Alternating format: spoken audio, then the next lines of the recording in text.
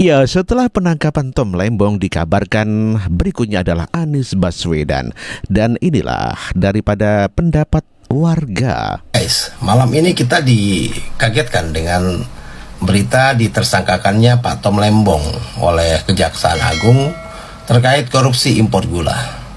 Nah, kalau kita lihat kronologinya ya, bahwa berdasarkan rapat koordinasi antar kementerian tepatnya yang dilaksanakan 15 Mei 2014 memang telah disimpulkan bahwa Indonesia mengalami surplus gula sehingga tidak perlu melakukan impor.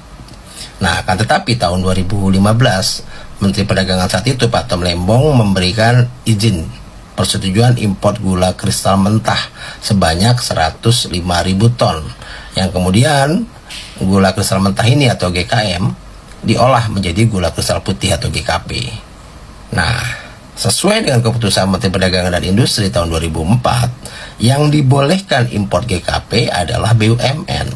Nah, tapi berdasarkan persetujuan yang dibuat oleh para tersangka ini, impor gula dilakukan dan impor GKM itu tidak melalui rapat koordinasi atau rapat dengan instansi terkait lah, serta tanpa adanya rekomendasi dari kementerian-kementerian guna mengetahui kebutuhan realnya.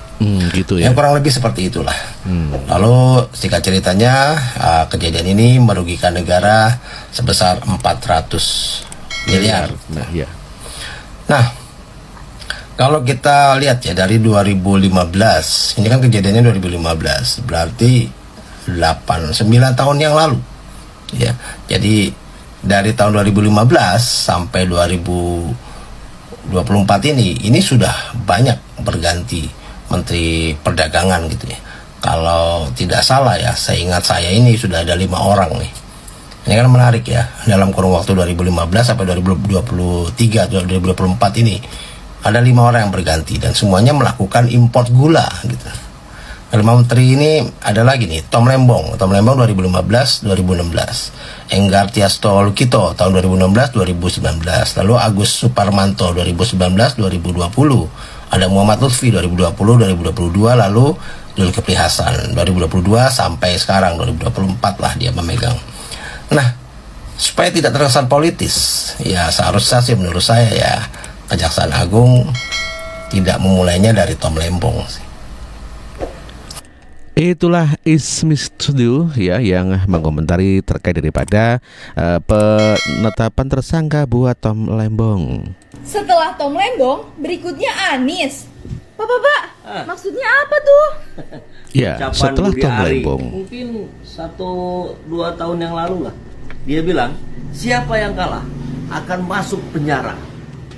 Kebuktian hari ini, luar biasa. Demokrasi kita, hukum dijadikan alat kekuasaan. Padahal hukum harusnya menjadi panglima. Dan yang lucu apa? Kejaksaan Agung belum mendapatkan data bahwa uang itu yang dianggap merugikan negara mengalir ke kantongnya Tom Lembong.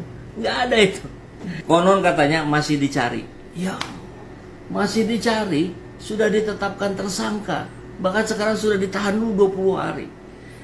Ujian demokrasi kita hari ini, mari kita kawal. Kalau memang dianggap kebijakannya salah, maka kebijakan Jokowi jauh lebih salah dan gitu lebih ya? Merugikan. Daya rusaknya luar biasa. Kalau Tom Lembong ditahan, ayo Erlangga Hartarto, Zulkifli Hasan, Bahlil, Dito, Jokowi, Kaesang, Gibran, Blok Medan. Tahan semuanya gitu ya. Kita tunggu keadilan. Mau tonton versi panjangnya? Lihat di YouTube saya Saiful Zaman. Ya, itulah Saiful Zaman merupakan pendukung Anies Baswedan begitu sangat geram dikarenakan Tom Lembong ditahan dan dia meyakini kalau setelah Tom Lembong akan menjadikan Anies sebagai tersangka dan anak abah begitu sangat marah dan geram. Namun warga juga kecewa kepada Anies Baswedan. Ya, Tom Lembong bersalah, tetapi kenapa harus dibela? Dan inilah pendapat Andreas Yudi. Belain nama pendukungnya Anies. Yang lucunya lagi, Pak Anies sendiri ini malah kasih statement kalau dia masih percaya sama Tom Lembong yang udah jelas terbukti korupsi. Dan malah giring opini dengan nulis soal negara berdasarkan kekuasaan belaka. Setahu gue ya, koruptor itu emang harusnya ditangkap. Lo bisa lihat 10 hari Pak Prabowo menjabat, udah ada 28 orang koruptor yang ditangkap dari 7 kasus korupsi yang ada di Indonesia. Tom Lembong itu cuma salah satunya aja aja. Intinya pemerintah sekarang tuh emang lagi bersih-bersih dan masih akan berlangsung. Kan dulu pada teriak, tangkepin tuh para koruptor. Sekarang koruptornya ditangkap malah dicebokin. Nah, dari semua bacotan SJW ini, intinya yang gue tangkap itu karena Tom Lembong pas Pilpres kemarin jadi jubir tim sesnya Pak Anies. Nah, Pak Anies Baswedan itu udah jadi kayak sebuah kultus atau aliran di sosial media, terutama di Twitter. Jadi ketika ada orang di ring satunya Pak Anies yang ternyata terbukti korupsi, mereka nggak terima. Harusnya bukan Tom Lembong yang ditangkap, harusnya tuh ini sampai dikasih tulisnya sama mereka. Si paling tahu, padahal profile picture kartun kalau nggak K-pop. Intinya apa? Jangan standar ganda. Bener ya bener, salah ya salah. Nah, sekarang gue mendengar pendapat kalian di kolom komentar. Ya memang demikian, anak abah begitu sangat kecewa dan ngamuk-ngamuk. Ya mereka tak sudi apabila pendukung Anies Baswedan ditangkap, mereka malah menyuruh Pak Jokowi yang ditangkap. Dasar anak abah. Apakah Tom Lembong ditangkap adalah merupakan konspirasi politik untuk pemilu 2029 maksudnya ya? Kita dengarkan Rusen 98 ya. Apakah penangkapan Tom Lembong merupakan sebuah konspirasi untuk menjegal Anies Baswedan di 2029 nanti? Nah, ini kan banyak yang ngomong seperti itu. Ya, oke, kita bahas ya. Tapi sebelum kita bahas mengenai Anies Baswedan ya, tentang konspirasi di balik itu, yang pertama kita harus sama-sama memahami ya, masyarakat harus sama-sama memahami bahwa prinsipnya tindak pidana korupsi adalah lawan kita bersama ya. Itu nggak ada yang namanya tolerir, itu sebuah prinsip. Kemudian yang kedua, apapun itu ya situasi yang terjadi ketika ada ya seseorang yang diproses dan ditindak ya berkaitan dengan tindak pidana korupsi atau pencucian uang ya, jangan persepsinya digiring bahwa kesalahan ini adalah kesalahan adanya sesuatu di belakangnya, adanya kepentingan politik ya. Karena gini, kesalahan yang terbesar situasi itu terjadi akibat apa? Akibat orang tersebut atau pejabat tersebut atau pengusaha tersebut yang melakukan pelanggaran hukum. Itu dulu ya, kita harus sama-sama pahamin. Jadi kalau dia tidak punya pelanggaran hukum sebagai pejabat, dia aman-aman aja. Banyak kok politik atau politisi-politisi yang dia tetap settle karena dia tidak melakukan tindak pidana korupsi gitu ya. Dan yang ketiga ya, adanya perkataan bahwa kenapa tidak Zulhas, Cak Imin, kemudian Airlangga ya, yang ada di kabinet Prabowo itu juga tidak ditindak.